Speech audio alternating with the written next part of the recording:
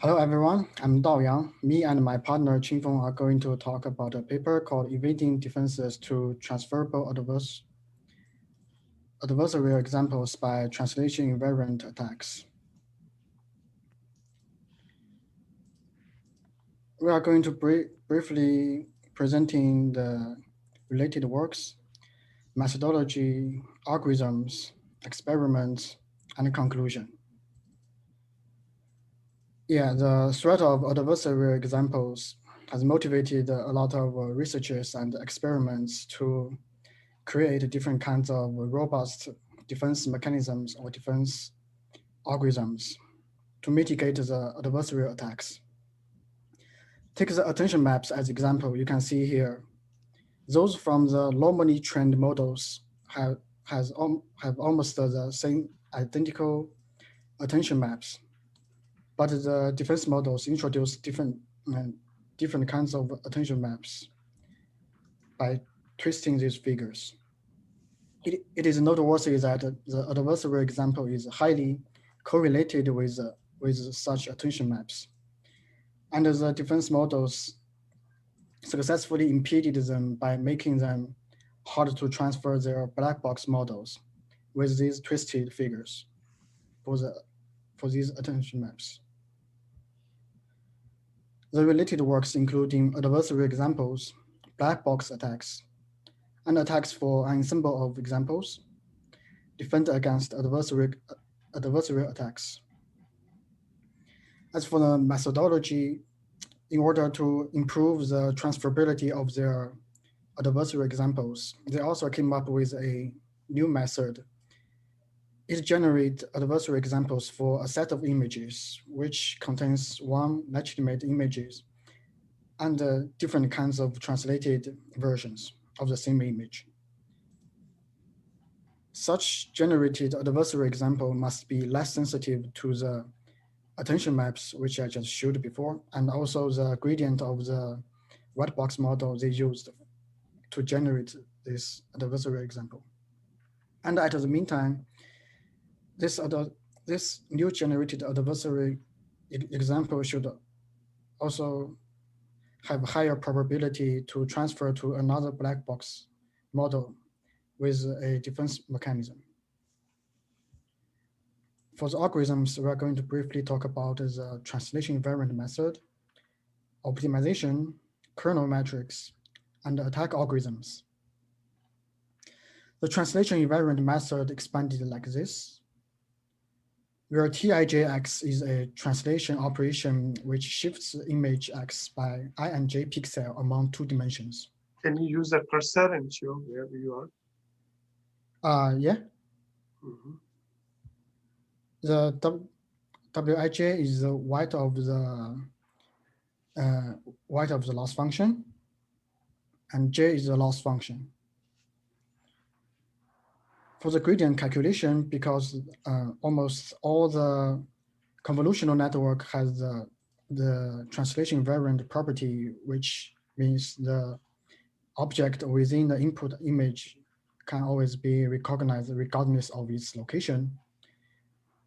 They also decide to use their empirical assumption, which is that such translated invariant property is held within a small range of translation, so that they can treat this translated image as the same as the original image for the first part here. And the following procedure of calculating the gradient is like this. After the calculation based on their assumption, they will get the gradient. They will get the gradient of the loss function from the translated image TIJX, and part of the translated image TIJX, which is corresponding to the original image X. But they want to bring the gradient of the translated image and towards to the loss function of the original image. So they came up with a new item, which is called T minus I minus J. This is also a translation operation, but shifts the image X by I and J pixel backwards.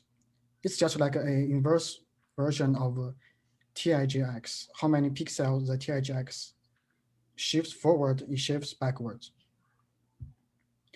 And they apply their assumption again, get the final result at here.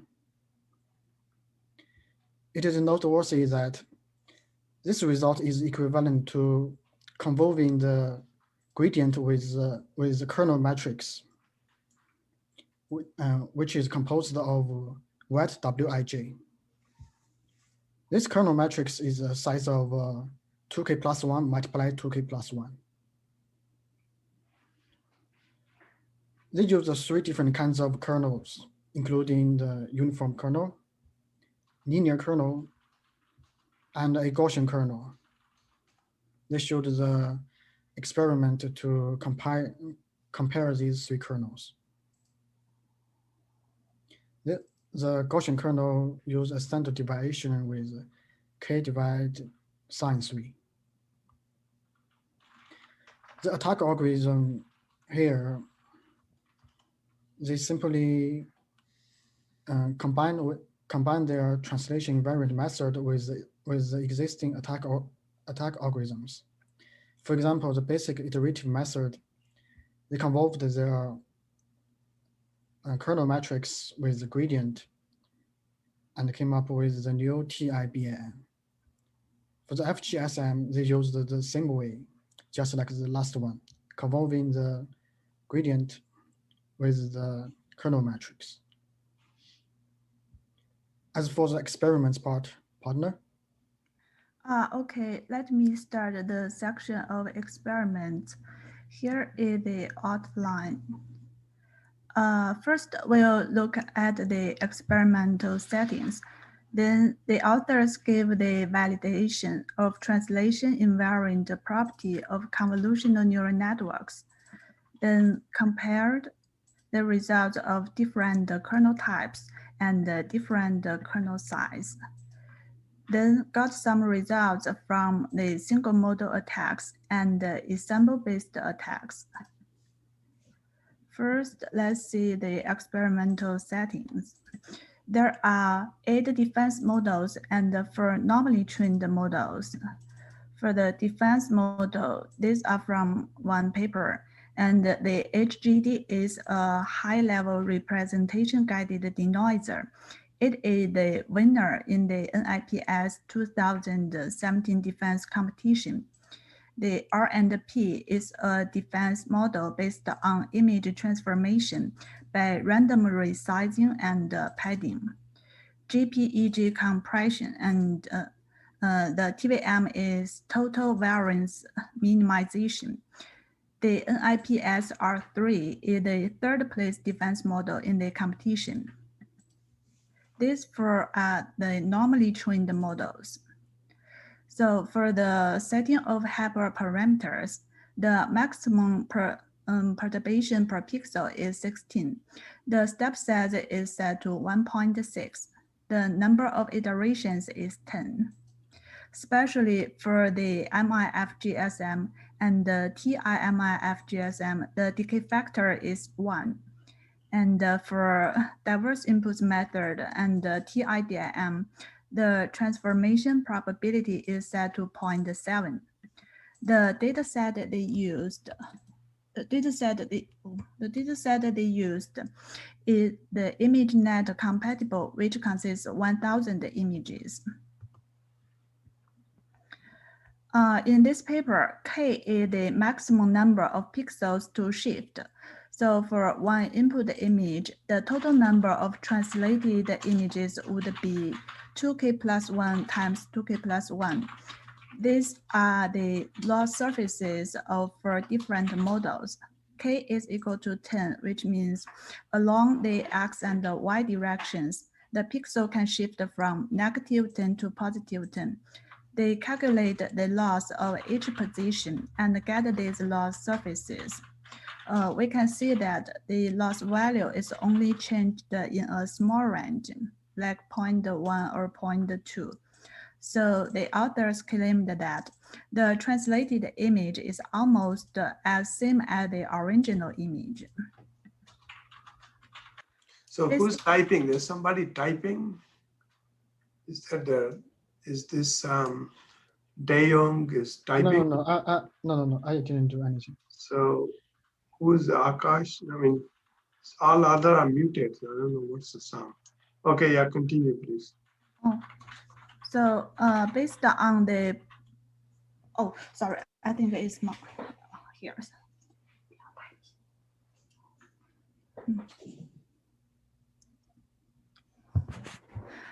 Based on the property of translation invariance, they use their method combining with three different methods to attack against 8 defense models. For each attack, they tested with 3 types of kernels: the uniform, the linear, and the Gaussian. Look at the first attack method. The linear kernel has better success rates than the uniform kernel and the Gaussian kernel. And the second one with momentum iteration, which is more powerful than the first method. The Gaussian kernel and the linear kernel have similar success rate. And for the third one, the Gaussian kernel has higher success rate than the linear kernel, but the differences between them are very small. So from these results, the author claimed that both of the linear kernel and the Gaussian kernel are more effective than the uniform kernel, and they will use Gaussian kernel in the following experiments. After comparing the kernel types, then the author did experiments on different kernel size. The author used previous 3 methods to attack the inception v3 model with the Gaussian kernel. The kernel size is ranging from 1 to 21.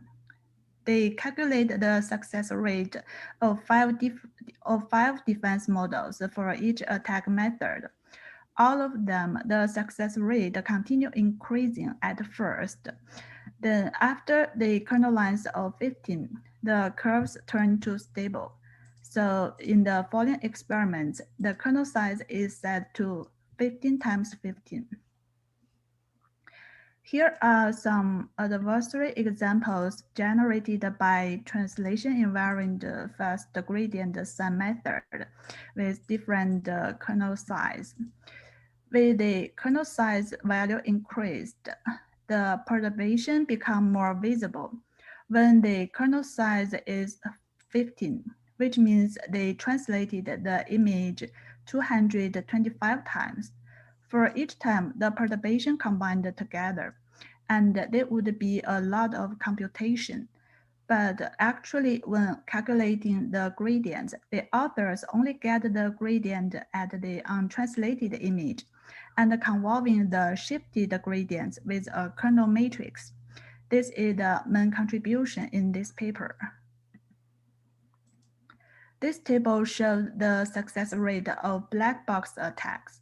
The author performs adversary attacks on 4 different models to generate adversary examples, then to attack these 8 defense models. From the result, it is easy to see that by using the proposed method, the success rate against the defense models are improved a lot. And look at these 2 columns. They are the rank 1 and the rank 2 defense models in the competition. Without the proposed method, they are highly robust to the adversary attacks. But the success rate is only under 10%. But after combining with the translation invariant method, the success rate can increase up to 20%. Here is another table to show the success rate based on the momentum iterative fast gradient sum method. Like the last one, if the attack method combining with the translation invariant, it would be very powerful. In particularly, when the adversary examples are generated from the inception REST v2 model, the success rate can achieve around 50%. This is the result based on the diverse inputs method. Compared to the other baseline method, diverse inputs method is stronger than the MI fast gradient sum method, and the MI fast gradient sum method is stronger than the basic FGSM. When using TI-BIM to attack the inception RES V2 model, they have about 60% success rates against the defense models. So the experiment results show the effectiveness of the proposed method in this paper. With the combination with any other baseline methods, the translation-invariant attack can improve their success rates a lot. It shows that these adversary examples have high transferability against the defense models. Here are the experiment results of ensemble-based attacks. The adversary examples are generated from a combination of 4 models. Each of the models have the same ensemble weights. From this table, the success rate of ensemble-based attack are higher than the success rate of single model attacks. And the TI-BIM is the strongest attack compared to the other baseline method. Based on the transferability, it can fool these defense models at 80% success rate. So in conclusion, this paper proposed the translation-invariant attack method to generate adversarial examples. These adversary examples generation from normally trained models are less sensitive to the discriminative regions of white box model and have higher transferability against the defense models. They use a set of translated images to optimize the adversary image, then calculate the gradient with a predefined kernel. When using translation-invariant diverse inputs method, the success rate can achieve 60% for single model attack, and the success rate can achieve 80% for ensemble-based attacks.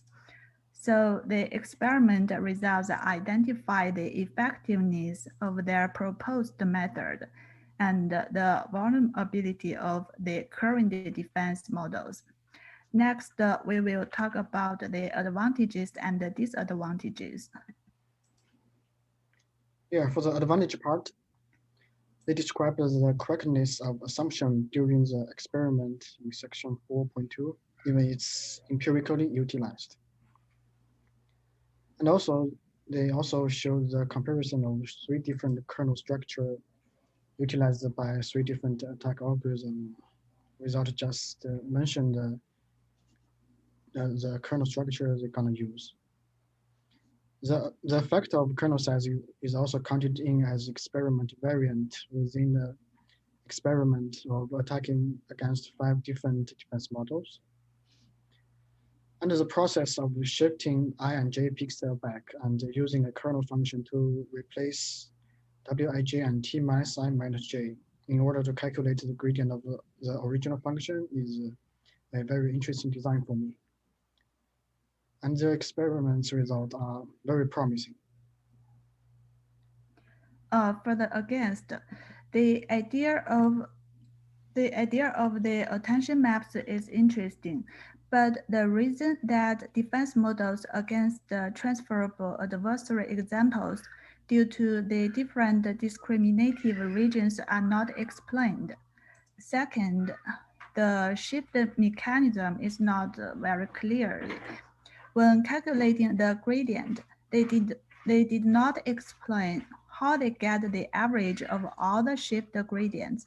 Why shifting the image by small pixels can mitigate the effect of the discriminative regions. And the formulas of TI-BIM and TI-MI-FGSM are not written in this paper. They also mentioned the algorithm of BIM and the C and W method, but they didn't do the experiments to compare the success rate.